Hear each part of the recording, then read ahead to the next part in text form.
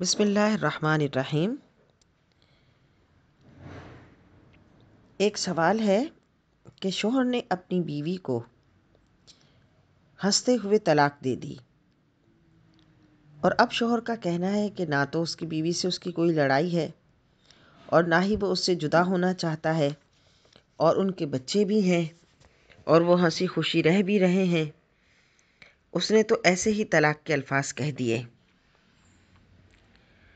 تو یاد رکھیے کہ طلاق وہ ہے کہ جس کو اگر ہنستے ہوئے کہہ دیا یا غصے میں کہہ دیا یا خوشی میں کہہ دیا یا مذاق میں کہہ دیا، اگر یہ الفاظ کہہ دیے شوہر نے کہ اس نے اپنی بیوی کو کہا کہ تجھے طلاق، تو بہرحال طلاق واقع ہو جائے گی۔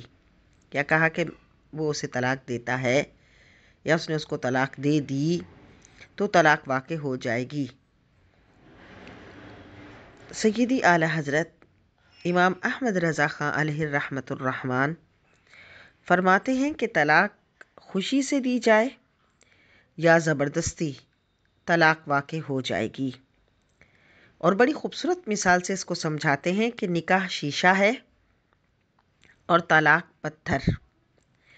شیشے پر پتھر خوشی سے پھینکے تب بھی ٹوٹ جائے گا، زبردستی پھینکے تب بھی ٹوٹ جائے گا، ہاتھ سے چھوٹ کر شیشے پر پڑا تب بھی ٹوٹ جائے گا۔